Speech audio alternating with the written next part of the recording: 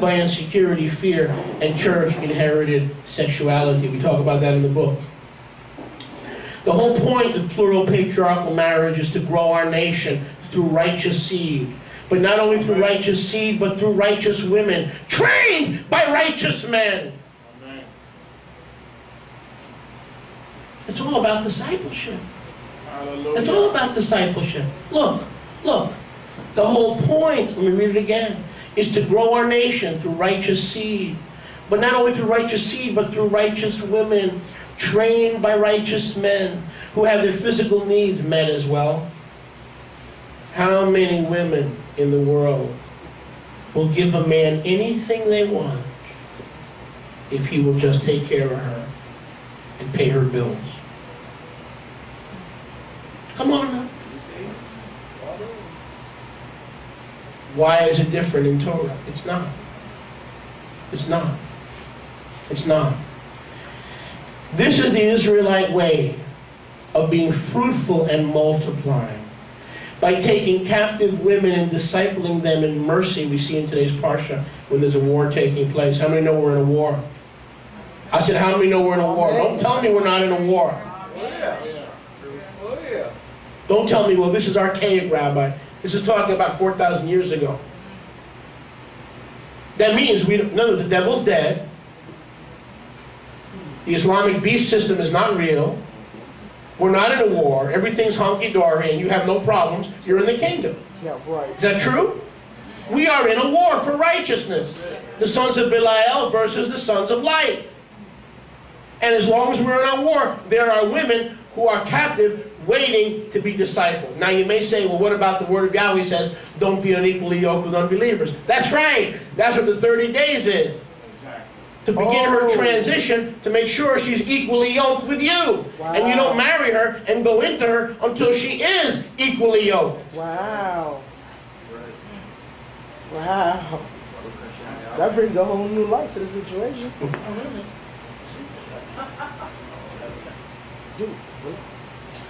You want to have sex with her? Slow down, Bubba.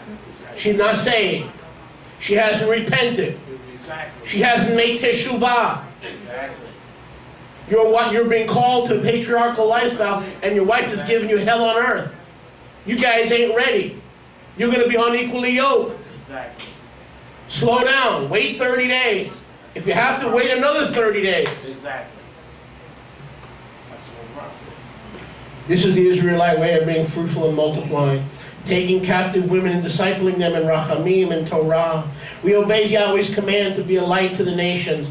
Who was it that said, Ray, let your light so shine before men that when they see your good works, they will glorify your Father who is in the Shamayim? Who said that? Greater love that no man has this. Yochanan 15:13, that a man laid down his life for his friends. If your husband is being called into patriarchal marriage, yes, lady number one, you will be laying down your life to take a pagan and turn her into a friend, or to take a church mouse and turn her into a daughter of Zion. You may be laying down your life and having to let go of your Elohim status and your territorialistic claims on your husband. When the truth of the matter is, Yahweh is the only one who should have territorial claims on your husband. Exactly. I'm preaching good today. Baruch Hashem, Yahweh. Let our light shine, teaching them what Yeshua taught us, and nurturing them as Yeshua nurtures us. What did Yeshua say in Matthew 28? Go into all the world, make Talmidim of all nations, teaching them what I have taught you. Is this part of what Yeshua has taught us? What church has a program to show mercy to captive women? You know what their program is? Feed a woman under a bridge, give her lunch. Keep it moving. And then go back to your job and ignore the rest and just refer them for food stamps come Monday. Feed them on Sunday with the homeless ministry, and then Monday they're back on heroin or they're back under the bridge. Yahweh says no. Take them home, give them a bath, get them shaved, wait 30 days, let them have a conversion experience in Messiah Yeshua. Let her see the way you treat your wife as opposed to the way she's been abused, that put her on the street all these years. And then Then, not before then. When, then you can go into her. So you tell me, who's smarter? The church, your old-time religion, or your daddy's religion that gives, what do they always say? I would rather teach somebody how to fish than to keep giving them fish. I would rather teach them how to fish than keep giving them fish. And so the church ministry of Rachamim, in many cases, not all, in many cases, is to keep handing out fish. That's not Yahweh's program. Yahweh's program is for you to be a dispenser of Rachamim. Hallelujah. For you to be a continual, to have an obligation living right in your home, and you've got to care for her just like you care for your wife. Lady, the same way you love and are territorial toward your husband, now you've got a challenge.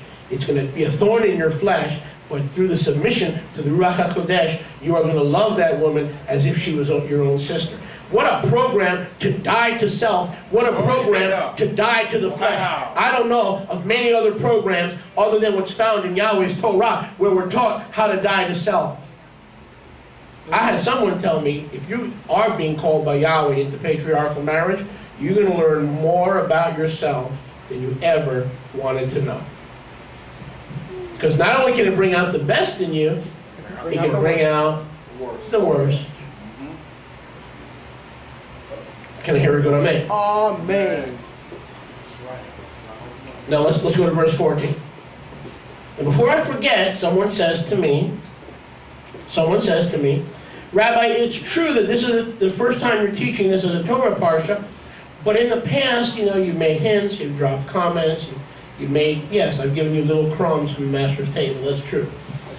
And this is today's Torah parsha, praise Yahweh. The parsha came without having to do a sermon because we're just teaching the parsha.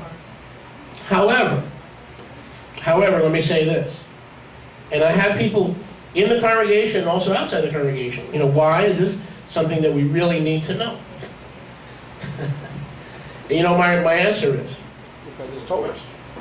In addition to the fact that it's Torah, I say this, and I shared this with you the other day.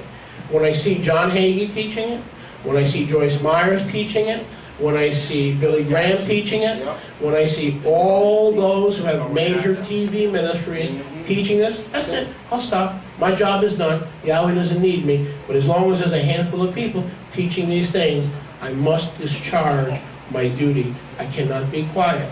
If that means people stop supporting us, I cannot be quiet. If that means people leave, I cannot be quiet. If that means regardless of the consequences, I cannot. That's what a burden is.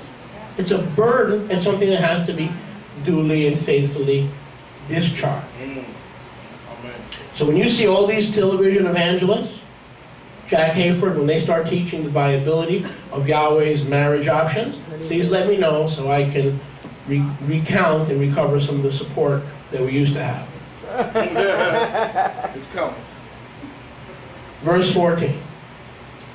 And it shall be, if you have no delight in her, then you shall let her go wherever she wills. But you shall not sell her at all for money. You shall not make merchandise of her, because you have humbled her. Look, we plainly see this has nothing to do with sex or prostitution.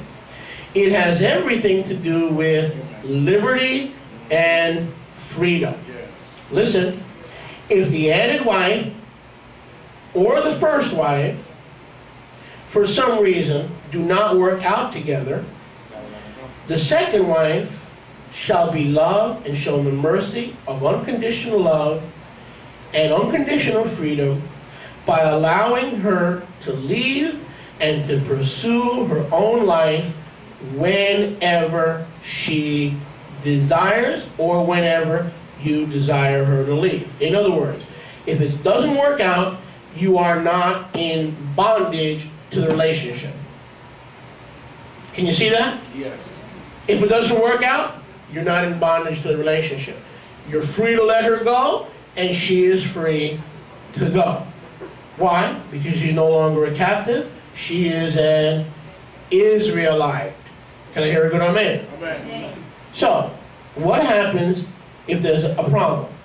If it doesn't work out, he's not happy, she's not happy, The first wife is not happy.